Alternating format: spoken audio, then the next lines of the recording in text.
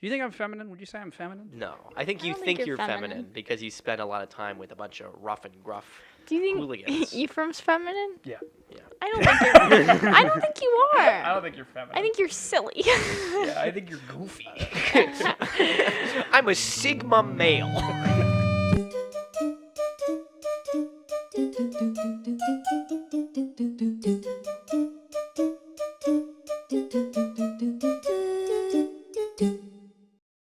Hey, welcome back to the program. Welcome back to 3 Ways to Survive. Here I am again, Ephraim Bernie. I've got 2 friends here. They might look a little familiar. Gus Bernie and Ryan Quigley, yet again. Should we do some little banter? What do you have to say? I don't have anything to say.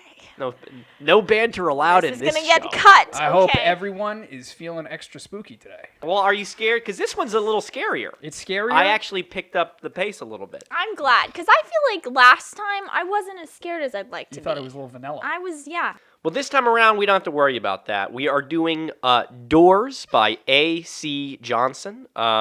It's a classic story. How classic could it be? I don't know. It's a but I classic laugh. story. I'll read it. It's from 2010. Classic story is like Goldilocks. Yeah. This is, come on. This is Doors. Okay. The story is Goldilocks and the thing.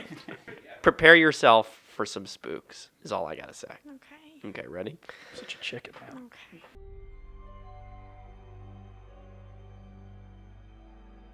I was adopted. I never knew my real mother. Rather, I knew her at one time, but I left her side when I was too little to be able to remember. This is sad instead of scary. You put an orphan in a story. Oh, shoot. Count me out. Oh. It's gonna get sadder too. But I also think that you probably almost laughed at the top. I did. I almost did too. I loved my adopted family, though. They were so kind to me. I ate well, I lived in a warm and comfortable house, and I got to stay up pretty late. Let me tell you about my family real fast. First, there's my mother. I never called her mom or anything like that. I just called her by her first name, Janice. She didn't mind at all, though. I called her that for so long, I don't think she even noticed. Anyhow, she was a very kind woman. I think that she's the one who recommended my adoption in the first place. Sometimes I would lay my head against her in front of the television, and she would tickle my back with her nails. She's one of those Hollywood mothers. How is that Hollywood mom? Because she has long nails? Question. Do Question. guys like long nails? That's a Not whole me. other. I actually think it's gross. I don't like it either. Do you remember, if you want a brief Can I aside? tell this story fast? You Yeah. can cut it. So in high school, I'm so should I tell it? Yeah. Tell it. I got from Lush. I bought this stick that makes your skin shiny. And I thought it was really cool. So I Googled, do guys like shiny girls? Yeah. And then Ephraim's friends came over. She Googled it on my laptop. So I had friends come over, and we're like, oh, let's look up YouTube or whatever. And we're going on Google, and the first thing that pops up is, do guys like shiny girls? And it wasn't even, yeah. I And they're love like a looking at shiny me, girl. And I don't even, I was like, It was really pretty. But I didn't get an answer. Google didn't have an answer. It would just make you look all sweaty. No, it was like glittery. do boys like shiny girls? Sorry. CreepyPasta fans out there, you let us know. Yeah, but down in the comments. Down in the Okay. comments. You like shiny girls. Oh, Okay. dear. She's one of those Hollywood mothers. What does that mean? We never talked about that. Oh, yeah, I still don't know. Hollywood I mom. wonder if I she's don't know. shiny. I think he's talking about the Like- moment. He just, like, this is a kid who It's doesn't... like out of a yeah. storybook. Yeah, out of a Heartfelt. Oh. He's warming us up. Second, there's Dad. His real name was Richard, but he never really liked me much, so I began to refer to him as Dad in a desperate attempt to gain his affection. It didn't work. Dad and Janice. I thought he was going to say Dick because his name is Richard. Uh-huh. But then he could be. Do you get it? Thank you. I think that no matter what I called him, he would never love me as much as his own child. That's understandable, so I didn't really press the matter. The most notable attribute of Dad was his unmoving sternness. He was not afraid to pop his children when they did something wrong. Give him a smack. What year is this? 2010? Mm-hmm. Where are the police? You can't get a record. The kid's just grateful to be, sheltered from the elements. The kid's an This is orphan. abuse. Well, sure. Where's Janice? Why Janice isn't is she right. stepping Janice in? is into it. Janice is tickling his back as he gets smacked around. Oh, okay. I found that out before I could use the restroom properly. He didn't hesitate to spank me. Well, I'm in line, and it's because of his methods. Lastly is my sister. Little Emily. Don't laugh. Is this supposed to be a British story? Be honest. I don't know. Could be. Little Emily. Learn to use the bathroom properly. Little Emily. Little Emily was really young when I was adopted, so we were about the same age, but she was slightly older. I like to think of her as my little sister, though. We got along better than any sibling could possibly get along. We would always stay up late together and just talk. Well, she did a lot of the talking. I mostly just listened because I loved her. It was a great setup that we had. We were short on bedrooms, so because I didn't want to sleep in the living room by myself when I was little, I had a pallet set up for me next to her bed on the floor. You have any idea what a pallet is? A palate expander. I'm familiar with those. Just right in your mouth.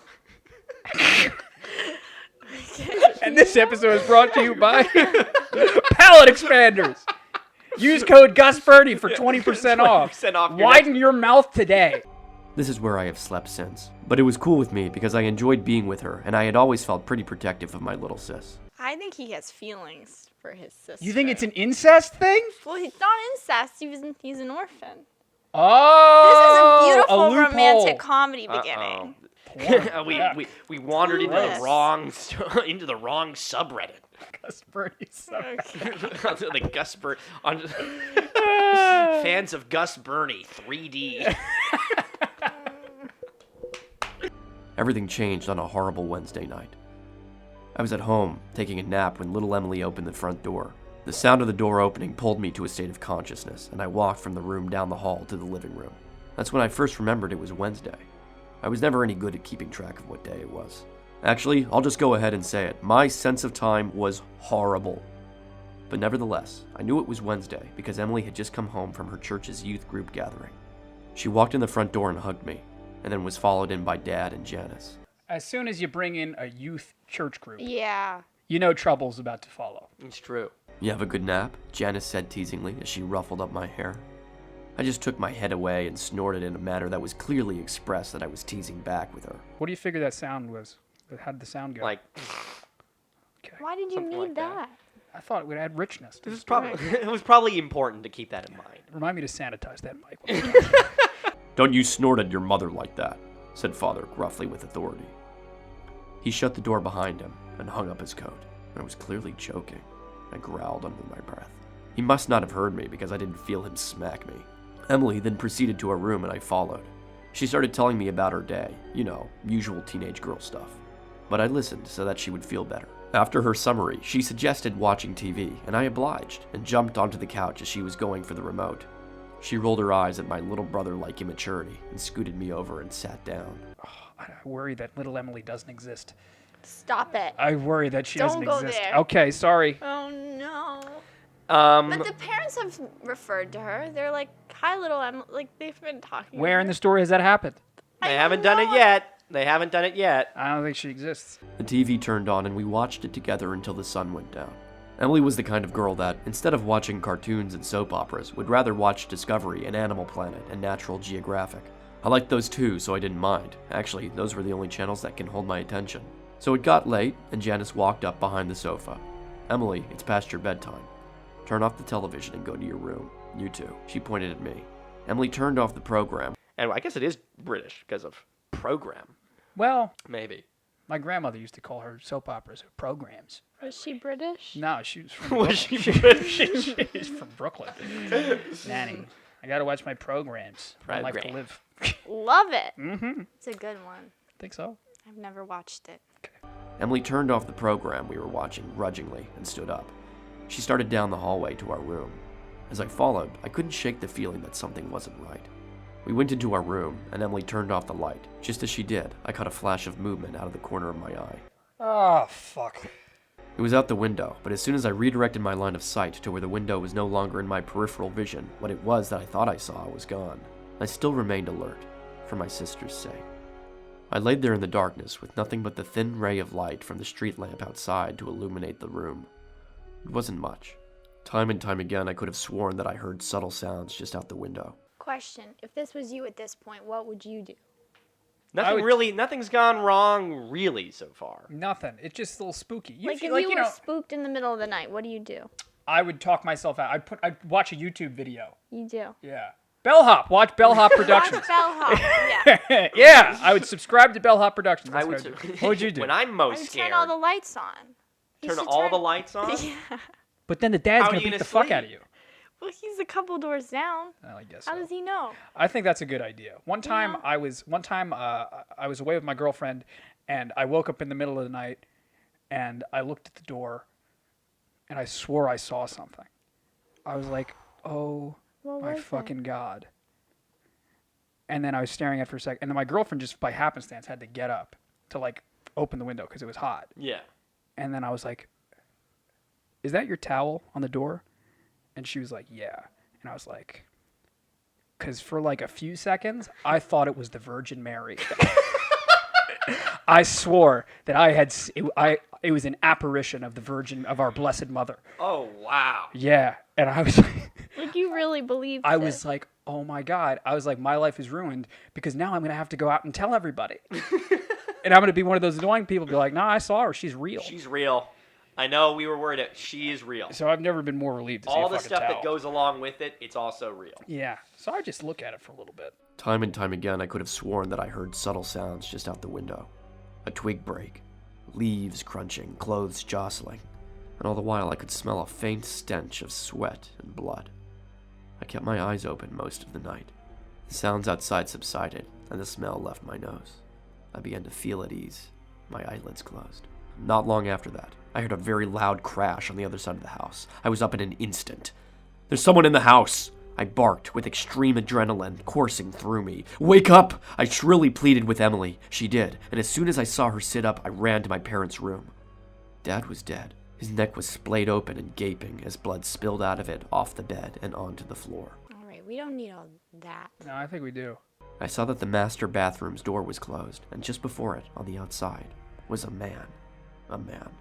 I don't feel comfortable calling it that. He was very large and rugged. He turned around and saw me, and that's when I saw him accurately for the first time. I won't forget it. His eyes were large and beady and trapped with lust. He was styling a beard that was badly unkempt with blood dripping off. His clothes were dirty, and his face was cold. Just then, I noticed the same horrid smell of sweat and blood from earlier, but this time it was overwhelming. He saw me. He saw me and grinned with a set of crooked yellow teeth. That smile threw me off. I thought that I was going to die, but then he turned back to the bathroom door, completely unperturbed by my presence. I was terrified, and I didn't know what to do. I just yelled and cried. I watched as he shouldered through the door that was my mom's only protection. I watched as he raised the large razor that he was carrying, but had obviously neglected to use properly. I watched as he sliced her open and tore her to shreds. I then heard something. The last thing I wanted to hear. It was Emily's scream coming from behind me. The large monstrosity looked up from my butchered mother and stared at my little sister. I was distraught. He stood up and quickly started walking towards us. My sis turned and ran, and I was at a loss when he bypassed me and went straight after her. Why was she still in the house? Had she not assessed the situation and run? Apparently not. And now she was dead, and I was alone. I ran after them both. I expected the man to kill her as he had the rest of my family, but I was sadly mistaken. He grabbed her by the arm and jerked her as a way to make clear that he was in control. He dragged her through the house. I was making all the noise I could now, hoping and praying that someone would come to my aid. He mustn't take her. Not her. As he passed me, I backed against the wall and whimpered with terror, "Why?" He didn't respond, except by putting his free hand on my head, while Emily screamed in the other and saying, "Good boy." He gave another crooked grin and a very cold, unnatural laugh. I followed him to the door where he dragged my helpless sister after him. He opened it, pulled her out, and slammed it shut behind him. I am now sitting in the house with my mutilated, adopted parents, shivering and whimpering with dismay. He's out there with her, doing who knows what to her, and I can't do anything. I would if I could, but I can't. I would chase after them in a heartbeat, but I can't. I sit here looking at the front door.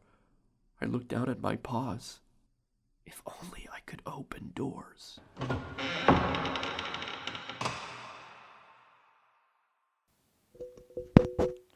I'm so annoyed.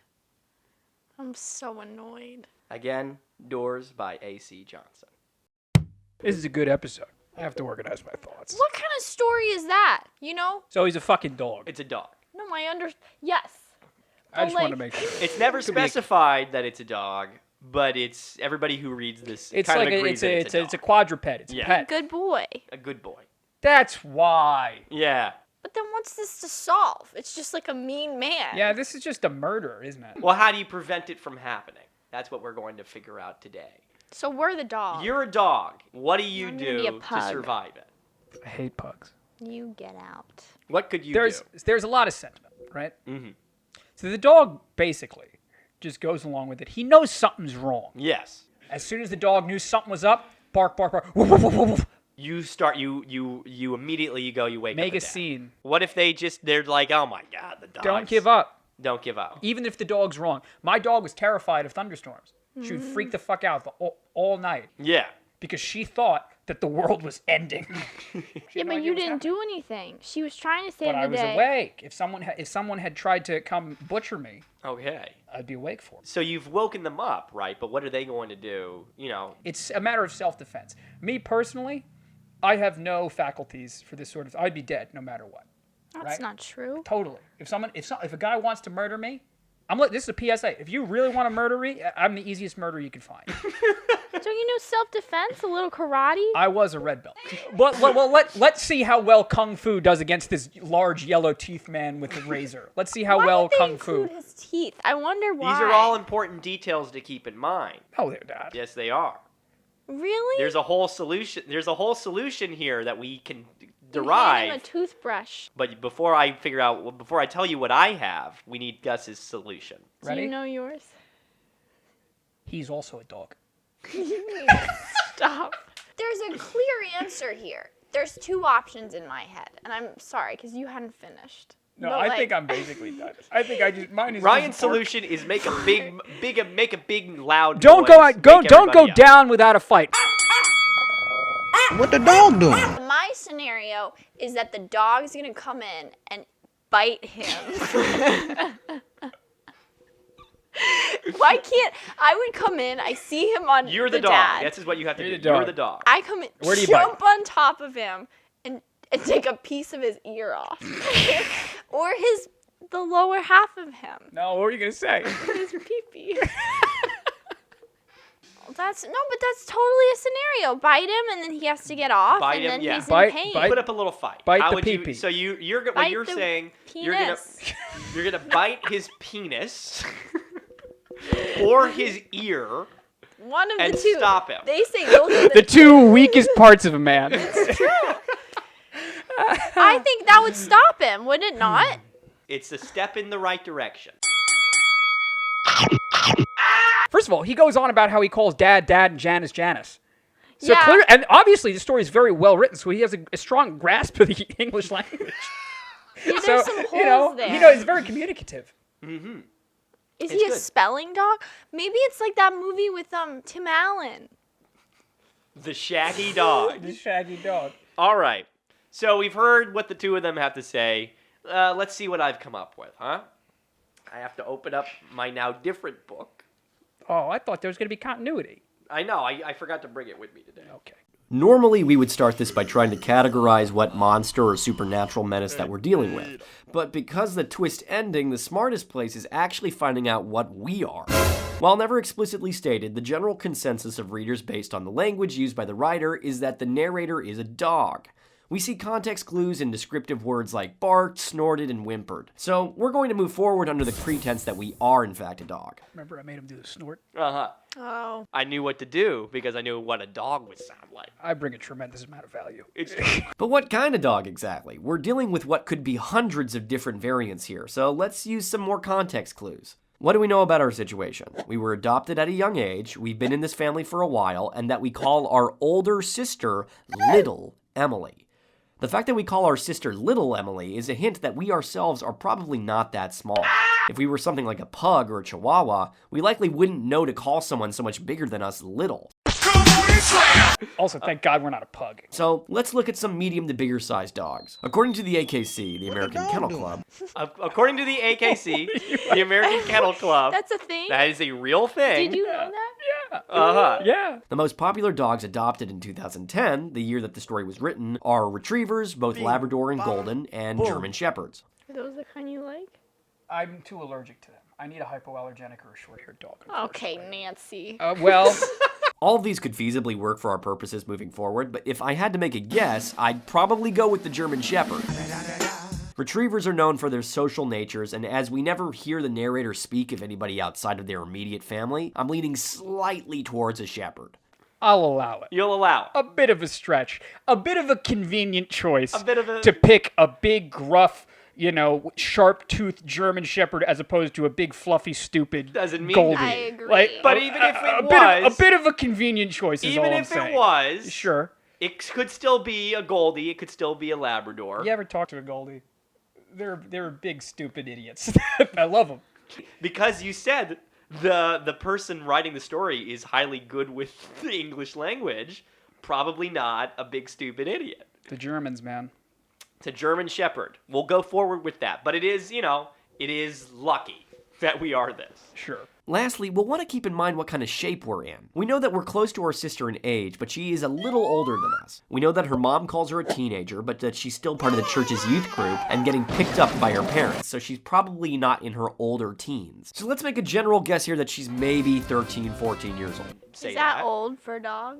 It's very old for a dog. It's very old for a dog. We can try and guess how old we are based on that, though it's tricky. A German Shepherd's average lifespan is about 11 years. It's unlikely that we're exactly that age. Yeah. Can I help you a little bit? Sure. The dog jumped up on the couch. The dog jumps up on the couch. You couldn't do that at 10 if you were a dog? If the dog is jumping up on the couch, that's a great sign. Not only, he's jumping over the couch, is what he said. He's a magical dog. He's flying across the room. Okay, this dog is clearly in peak physical condition. He's not in peak physical condition. We're gonna say that he's a little. He's a chihuahua, because if he can jump that high, That's against your point. he's jumping over the couch. A chihuahua's not gonna jump over the couch. This couch is what, 3.5 feet tall? So you're telling me? High. You're telling me that a chihuahua? So a chihuahua is Haven't what? you seen them? They're like, You're telling me that a chihuahua Skyrocketing upwards. can jump? Well, what? 5 times its height? I'm gonna get one and show ya. Like it's a cricket? Yeah. So with all that being said, we are likely a fully grown German Shepherd that is maybe slightly past its prime, but still in decent enough physical condition. That is to say that we are capable of defending our family. Now let's take a look at our baddie. Since he doesn't exactly display any immediate identifiers that he's a monster or at the very least supernatural, it's possible that he might just be some crazy dude attacking this family. The narrator does say that he doesn't feel comfortable calling the intruder a man, but that could very well just be the response of a scared dog. So if we're being optimistic and saying that the intruder is a human man and you are this German Shepherd, here's how you would approach the situation. Police-trained dogs are almost always trained to attack the arms of an assailant. This is because if you can take away his ability to use a weapon, the intruder becomes much less dangerous. The same method should be used here, especially since this man only has a razor to defend himself. The perfect time to attack is right before the man notices the dog, after he has just killed the father and is attempting to attack Janice in the bathroom. Because the man is very large, what I recommend is first attacking by biting down fast and hard on the calf muscle of the leg corresponding with whichever arm is holding the razor. So left hand, left calf, right hand, right calf. After this first bite, he should be in immense pain. Jump up and bite the wrist of the hand holding the razor. With his corresponding leg immobilized, you should be able to use your body weight to bring him down to the floor, where you can then jump on top of him and go for the throat, fully taking him out and saving your mom and sister. You didn't say anything about the pee-pee. I didn't say that's true. Which doesn't make sense to me. That's the prime. He's gonna spot cut you would with go the. for. He's gonna cut you with the razor. No, he's gonna be in searing pain. Haven't you seen Home Alone? He's gonna go, oh! Exactly. And then you can cover him in feathers and whatever. That is the optimistic approach for what is probably the likelier outcome out of the two. But just because the intruder doesn't immediately look like a monster, doesn't mean he isn't one. His behavior can tell a very different story. Oh, he's a ghoul. Is this where the teeth thing comes in? Yes. The fact that he can move so quickly, make his way into the house undetected, and most importantly, the fact that he takes the girl with him could point to him being, and don't laugh now, could point to him being the boogeyman. I could not laugh. I could not. Oh no. Oh, my strategy completely changes. You never go for the pee-pee with the boogeyman. He doesn't have one. Doesn't have one. That would be the problem. I still think he's a dog. I know, sounds ridiculous, but the boogeyman is a universally recognized creature, and there are stories and myths about what brings him on and how to stop him. So you wanna... The chief identifiers of a boogeyman are as follows. Sharp, crooked teeth, shadowy or disguised face, usually either by a beard or a hood, long, tattered black clothing, large or tall frame, and a penchant for kidnapping children. And while Emily might be a little too old to be technically considered a child, the fact that he walks off with her could be a pointer in this direction. Because there are so many different incarnations and stories about the boogeyman, it's difficult to pin down which one he might be, but there are a few pervasive themes. The biggest thing seems to be fear. Boogeymen are most attracted to people who they know will be most scared of them, often taking on the form of a particular phobia. So the first step is to be not so scared, which is easier said than done.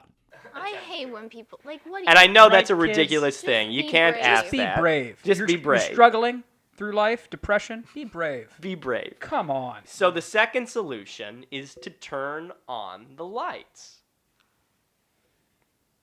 We get a line about halfway through where it's made clear to us that the only light in the scene is coming from outside the house. It's not consistent with all boogeymen, but it is often told that they avoid all kinds of light. This dog might not necessarily know how to turn on the lights, but if you were a dog, and one of medium or large build, it's possible that you could prop yourself up against the hallway wall and switch on the lights, trapping the creature in the bedroom. You probably wouldn't be able to save your mom, but you could buy you and your sister enough time to get out of the house and into the safety of the street light outside until morning. So, don't be afraid and turn on the lights. That's how you survive doors. Ugh. Are we certain he's not a dog? Well, what are your kind of resounding feelings having read it? I think we should all get headbands that have lights on them. So if someone ever, like a boogeyman. A preventative measure. Put it on a dog, a little Yeah. headlamp for a dog. Yeah. Well, and what then if you just shine it can you on get it. any sleep though? Well, it goes off and on. That's pretty good. think Shark that's Tank, pretty if you're listening. Thanks for watching this episode of 3 Ways to Survive. As always, it's Free been us. WTS, baby. Free Get your merch WTS. today. Free skull caps. They're not Oh. free. As always, like and subscribe, or you could watch some of our sketch comedy and our ranking, Ranky Panky on Bellhop Productions. Podcast, too. We do it. We got the podcast too. We talk about Gus over there. And if you have any scary stories that you know that you would like us to do, please link them below. I hope some of this is funny, gang. All right, love you. All right, stay you safe next out there, time. gang. And as always, keep surviving.